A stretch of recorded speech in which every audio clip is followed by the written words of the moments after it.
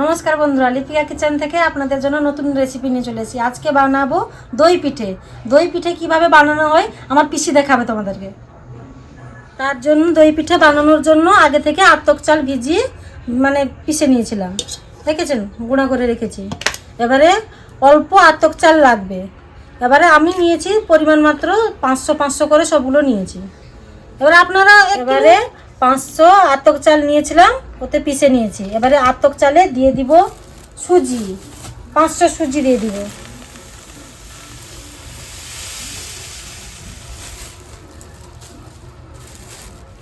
তারপরে দিয়ে দিব 500 ময়দা।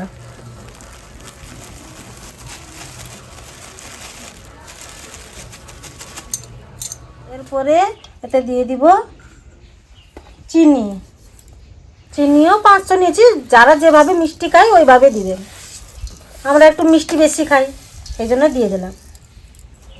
দিয়ে ভালোভাবে একে গুলিয়ে নেবে পিষে। আগে সেটা মাখিয়ে নিই। তারপরে নারকেলটা পুড়ে রেখেছিলাম, একটা নারকেল দিয়েছি আমি এতে। নারকেলটা দিলে একটু ভালো হয়। দিয়ে দিব পরিমাণ মতো নুন।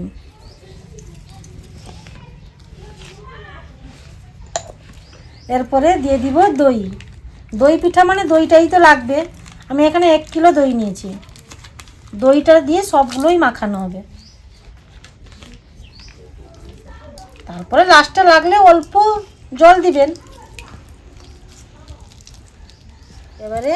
এবারে খাওয়া সোডা দিয়ে দিব, বেকিং সোডা যাকে বলে।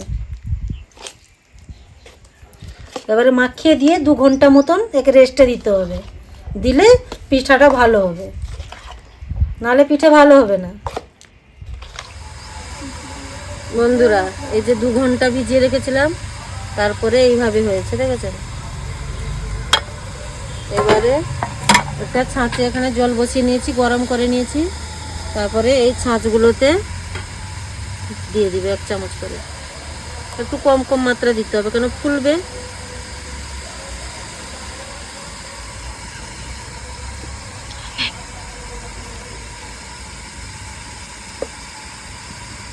একটা একটা করে এইভাবে বসিয়ে দিতে হবে।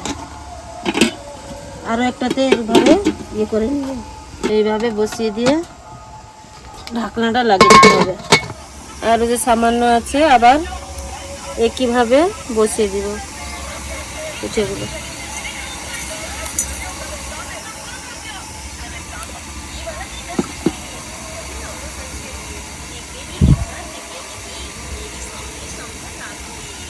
একই পদ্ধতিতে আবার বসিয়ে দিব, আবার 20 মিনিটের জন্য ভাপিয়ে নেব।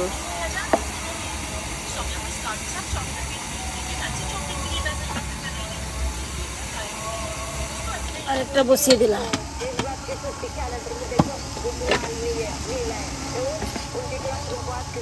বন্ধুরা দেখুন, এখানে বসিয়েছিলাম, কত সুন্দর পিঠাগুলো হয়েছে। পিঠেগুলো আস্তে আস্তে করে, গরম আছে না, এগুলোকে তুলে নিতে হবে।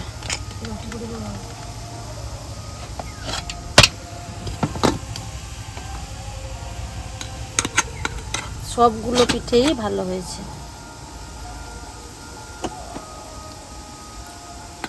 পুরো গরম ভাব লেগে যাবে, আস্তে করে তুলতে হবে।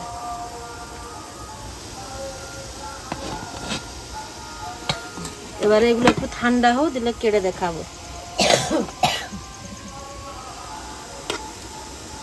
এইভাবে একে তুলতে হবে। নরম, পুরো নরম তুলতুলে হয়েছে।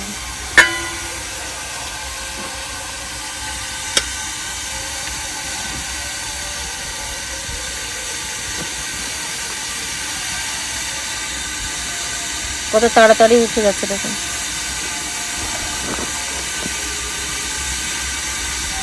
ঘরে বানিয়ে ট্রাই করবে, আমাকে কমেন্ট করে জানাবে।